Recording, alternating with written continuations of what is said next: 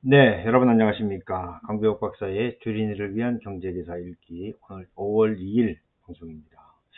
5월의 첫 거래일, 일단 뭐 시장이 가뿐하게 상승하면서 마감이 된 그런 상황이죠. 어제 우리가 이제 노동절 하루 쉬었는데 어제 4월 수출입 통계가 나왔는데 개판이었습니다. 그리고 뭐 우리가 다 이제 아는 사람들은 알지만 이번에 한미 정상회담을 했는데 아주 작살나고 왔죠. 무엇 하나 우리 시장에 좋은 것이 없는 이때 주식시장만 좋다. 야, 이걸 이제 어떻게 설명해야 되는지 이런 것들이 상당히 좀 고민스러운 때가 됐습니다. 왜냐하면 펀더멘탈이 서서히 무너지는 것이 보이고, 그리고 뭐 아리백이라든지 아니면 유럽판 아리백이라든지 이런 것들이 나오면서 국내에 있는 기업들이 전부 다 이제 해외로 나가야 되는 그런 상황들, 이런 것들이 눈에 뻔히 보이는데도 불구하고 시장만 좋다 보니까 이건 뭐 하나 어디 나쁜 게 없는 그런 상황인 것 같아요. 자, 이런 상황에서 우리는 이제 어떻게 해야 될 것인지 이런 것들을 고민해 봐야 될 것 같은데, 일단 현상부터 좀 살펴보면서 가도록 하지요. 자, 먼저 시장이 끝났으니까 끝난 상황부터 보도록 하겠습니다. 지수는 22포인트 올랐습니다. 아무래도 이제 미국의 퍼스트 리퍼블릭 은행 이런 것들이 이제 해결이 됐죠. JP 모건에 이제 그 인수되고, 하지만 그게 실리콘밸리 은행에서 퍼스트 리퍼블릭으로 이런 것들이 계속 전이되는 그런 모습을 보여주고 있기 때문에 아직까지 안심할 수 있는 상황은 아니다, 이렇게 보여지고요. 코스닥도 12포인트 올랐습니다. 오늘 외국인 기관이 뭐 코스피 코스닥 모두 다 사고 있는 그런 모습이고요. 원달러 환율은 4원 40전 올라서 지금 1342원. 자, 이게 이렇게 되면은 뭐 거의 고점 벗게 된지 했을 것 같은데 깝깝한 상황입니다. 그렇죠? 자, 하지만 수급을 보면 외국인 기관이 오늘 또 대거 매수를 했습니다. 물론 금융투자가 샀고, 나중에 업종으로 보겠지만 외국인 투자가들도 지금 인덱스 매매를 하는 것처럼 보여지긴 해요. 그래서 이제 이런 것들이 무슨 의미일까 이런 이제 고민을 하게 되는 그런 상황이죠. 자, 한번 봅시다. 자, 기관 중에서 이제 여기가 제일 중요하죠. 금융투자가 지금 시가총액 비중별로 매매를 한단 말이에요. 근데 외국인 투자가들은 전기전자보다도 운수장비가 더 크다라고 하는 것은, 이거는 이제 인덱스 매매는 아닌 것 같고 섹터 인덱 ETF라든지 이런 쪽에 어떤 그 매매가 아닌가 싶은 생각이 드는데, 어쨌든 좀 수급이 잘 들어오고 있기 때문에 시장을 뭐 굳이 이런 상황에서 우리가 비관적으로 볼 필요는 없지 않겠는가 이런 생각을 하게 됩니다. 단기적으로라도. 자, 여기 이제 일봉 차트인데 말이죠. 일봉 차트인데 지금 뭐 일봉만 가지고 본다면은 헷갈리는 부분이죠. 5일과 10일 간의 데드 크로스 발생하고 5일이 돌아나가면서 지지를 해주고 이런 상황이에요. 자, 결국은 이제 5일, 20일, 그다음에 10일, 여기까지 60일이 되겠네요.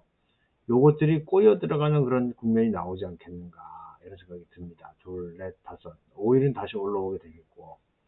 하지만 10일은 이제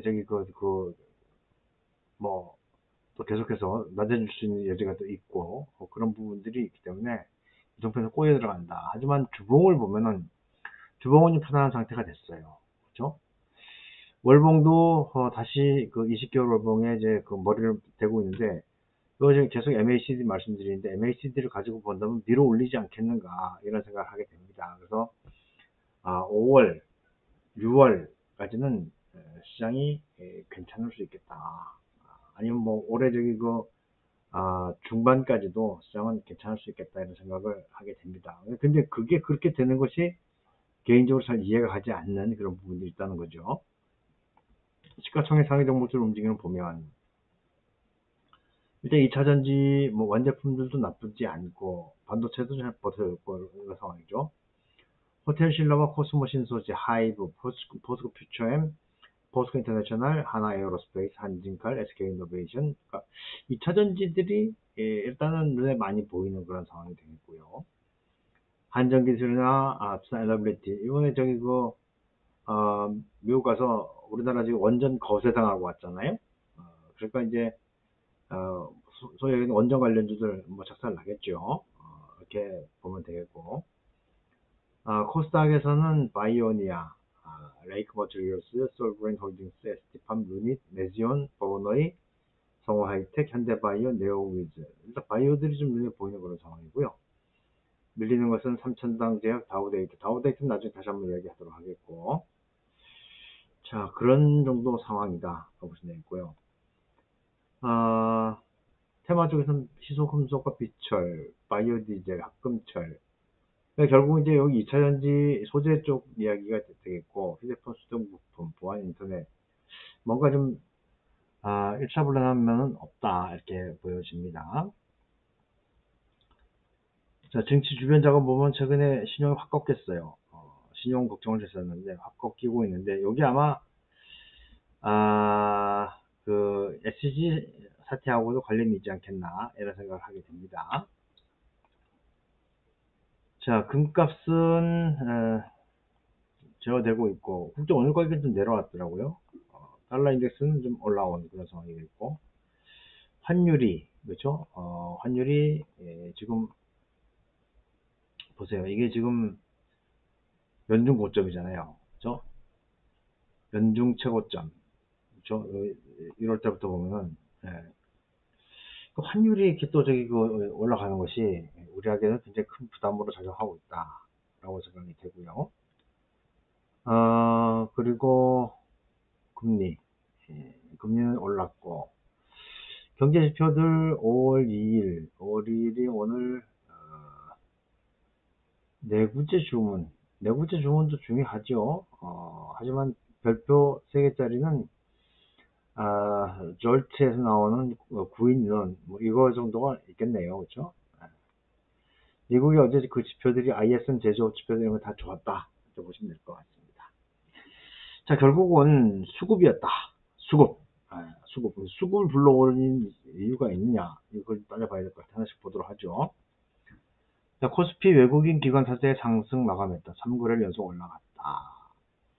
자, 이번 주 FOMC 회의 및 미국 빅테크 실적 발표에 따른 경계심 원화약세도 외국인과 기관 투자 순매수가 유입되면서 국내 양대 지수 모두 상승했고 2차전지, 엔터, 중국 소비주들이 강세를 보였다. 5월 주요 이벤트 중국이 뭐 우리한테 뭘 해주지는 않을 것 같은데 그런 기대감에 의해서 올라가는 것이 아닌가 싶은 생각이 들고요. 그리고 이제 KDI 한국개발연구원이죠. 금리 여파로 주택 착공이 줄어들었다. 내년 성장률 최대 0.5%포인트 끌어내릴 수 있는 요인이다. 이렇게 나오고 있습니다. 헤드라인만 좀 보죠. 기준금리 인상에 따른 주택 착공 감소세가 내년 경제 성장률을 최대 0.5%포인트 낮추는 것을 분석했다. 이에 따라 주택 수요가 회복되는 시점을 대비한 제반 여건 정비를 할 필요가 있겠다. 이런 얘기예요. KDI의 금리 인상의 주택 건설에 대한 영향과 전망이라는 제목의 보고서 한번 읽어보시면 되겠는데 우리나라는 사실 부동산을 중심으로 해서 GDP가 커온 것도 사실이죠. 근데 이런 것들이 어떻게 전개될지는 우리가 눈에 뻔히 보이는 거죠. 지금 뭐 주택이 더 지어지거나 하지는 않을 것 같다는 생각이 듭니다. 그럼 소득도 줄어들고 있고 경제도 어려워지는데 그렇죠. 자, 은행권 위기에도 평온했던 미국 증시 폭풍 전야에 고요합니다. 이 아마 퍼스트 리퍼블릭 은행이 JP 모건 쪽으로 넘어가면서 일단은 뭔가 안정되는 그런 이 모습을 보여주는 그런 상황이 됐는데 문제는 이제 그 실적과 관련되는 이야기들이 나오고 있단 말입니다. 미국 증시는 더 오를 것인가 아니면 추락할 것인가. S&P 500 지수는 올 들어 8.5%, 나스닥 16.7% 올랐다. 상당히 큰 폭 상승인데도 미국 증시를 둘러싼 분위기는 환희와 희망이 아니라 불안과 초조합니다. 불안하고 초조한 이유는 상승세가 상당히 취약해 보이는데도 강세가 이어지니 랠리에 동참하지 못할까 싶었습니다. 우리가 똑같은 상황이에요, 지금. 증시 상승세를 취약해 보는 이유는 올해 증시 랠리가 소수의 메가캡, 대형 기술주에 의존했다는 점과 시장 분석이 너무 떨어진다는 점입니다. 우리도 마찬가지로 2차 전지라든지 반도체 쪽에 집중되어 있지 다른 쪽으로 퍼지진 않았잖아요. 그렇죠? 그래서 이제 전문가 이야기 보면은 시장 한쪽은 매우 화창하지만 다른 한쪽은 도움을 구하며 울고 있다. 기술자 대형주는 매혹적인 만큼 수익률이 좋지만 제조업과 은행업은 고전하고 있다. 대형주는 올해 20% 이상 올랐지만 소형주는 올 들어 하락했다. 최근에 우리 그 국제금융센터에서 나온 보고서를 보면 액티브 펀드의 비중이 줄고 패시브 펀드의 비중이 늘어난다라고 하는 그런 저기 보고서가 있었어요. 패시브 펀드라고 하는 것은 인덱스 펀드인데 그쪽 비중이 늘어나게 되면 시가총액이 큰 종목들을 중심으로 움직일 수밖에 없다. 이렇게 볼 수밖에 없거든요. 아마 그런 영향이 지금 나오는 것이 아닌가 이렇게 생각을 하게 됩니다. 자, IMF 중국은 잘 나간다. 올해 아시아 성장률 전망을 상향했는데 우리나라는 하향했다는 겁니다. 자, IMF 국제통화기금이 중국 경제가 부활하고 있다는 이유로 2023년 아시아 성장 전망을 상향했다. IMF는 아시아 GDP 성장률 전망을 4.6% 상승했다. 이전 전망치보다 0.4%포인트 높은 것이다. 제로 코로나를 폐기한 중국의 경제 살아나고 있고 인도도 큰 문제 없이 나가고 있다. 친디아, 차이나 앤 인디아가 올해 세계 경제 성장의 50%를 기여할 것이다. 나왔단 말이에요. 하지만 한국, 일본, 호주, 뉴질랜드, 싱가포르 등 아시아 선진 경제가겠죠. 대불확실성을 이유로 전망치를 소폭 하향했다. 우리는 기존에 1.7에서 1.5로 하향했다. 나라를 다 팔아먹고 있는데 올라갈 일이 있을까 싶네요. 그렇죠? 자, 그러면서 이제 대만에 밀리고 중국에 찍히고 파이 줄어드는 한국 경제. 이게 난리 났어요. 무역 적자 14개월 연속 이어지고 있고 IMF 이후에 최장. 대만 18년 만에 국민 총소득 우리나라 추월. 1분기 대중무역 수교 후 최대 적자. 반도체 위축, 미중 분쟁, 경쟁 무대가 사라지고 있다. 이런 얘기가 되는 거예요.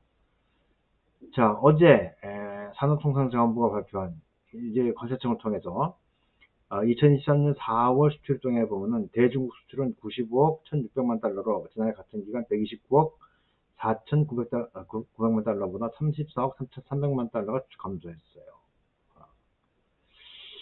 수출은 크게 줄고 수입은 보합세를 보이고 있습니다. 대중무역 적자는 커지고 있다. 이렇게 나와 있고 대만하고 문제 뭐 이렇게들이 쭉 나와 있는데 여기 이제 여러분들 이걸 좀 하나 보셔야 될 것 같은데 이게 이제 관세청에서 나오는 겁니다. 이제 확정치가 나왔단 말이에요.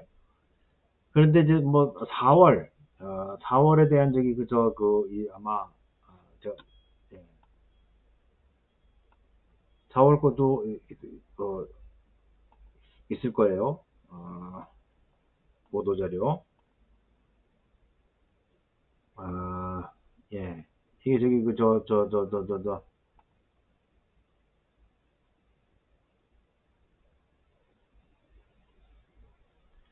여기는 아직까지는 없네. 예. 여기 3월까지 보면은 이게 좀 난리 났어요. 1월서부터 3월까지가 224억 4,500만 달러 지금 적자예요. 무역 적자가. 작년에는 이게 얼마입니까? 45억 200만 달러. 저기 그 적자였었는데 이게 뭐 5배나 늘어나는 5배가 뭡니까? 5배 정도 이상 늘어나는 그런 저기 상황이 왔단 말입니다. 이게 굉장히 좀 심각한 문제를 좀 우리가 느껴야 되는데 그렇지 않은 것이 좀 문제다 하는 생각이 들어요. 그러니까 지금 뭐 신남방 정책 전부 다 폐기해 버리고 중국하고는 척지고 있고 러시아 쪽은 저기 적으로 돌리고 이거 이렇게 가지고는 아마 주식시장도 조만간에 문제가 될 것이다 이런 생각을 하게 됩니다. 자, 그리고 이제 지난주 우리 시장을 뒤흔들었던 SG증권 그렇죠? 주가 폭락 전 공매도 세력 개입했나. 단어가요. 라더견, 라더견이 사람 이름이죠. 그렇죠? SC증권발 주가 조작 의혹이 소송전으로 비화되고 있다. 핵심 인물로 거론되는 라더견 H투자자문 대표가 이번 사태가 지분을 매각한 회장들과 홍보도 때문이라고 소송을 시사한 것이다. 이에 따라 다오큐 그룹은 라 대표가 책임을 희석시키기 위해 여론을 호도하고 있다면서 하고 있다. 야, 이게 키움증권의 김윤래 회장이 걸려들었어요. 이분이 알았는지 몰랐는지는 뭐 아무도 알 수 없는 것이죠. 하지만 김윤래 회장이 매매했던 것이 다우데이터고, 그렇죠? 그리고 CFD 매매가 많이 있었던 것도 키움증권을 통해서고, 뭐 개연성은 충분히 있어 보이는 그런 상황인데 우리가 그 저간의 사실을 알 수 없기 때문에 문제가 된다. 근데 이제 우리가 분명한 건 뭐냐면 주식 작전을 할 때 말이죠. 주식 작전을 할 때는 제일 먼저 대주주하고 쇼부를 봐야 됩니다. 왜냐면 주식을 제일 많이 가지고 온 사람이 대주주인데 대주주의 이 동의를 득하지 않고 작전을 한다? 있을 수 없는 일이에요. 그거는 주식을 조금만 아는 사람이라면 금방 할 수 있는 그런 상황이 되는 거죠. 그러니까 이제 지금까지 말씀을 주셨던 그런 종목들을 보면은 그 유통 물량이 작고 그리고 대주주 지분율이 높고 그런 특징들을 가지고 있을 거라고요. 근데 자기는 몰랐다? 몰랐을 수도 있지만 그렇지 않을 수도 있다는 생각을 하게 됩니다. 답답한 일이죠.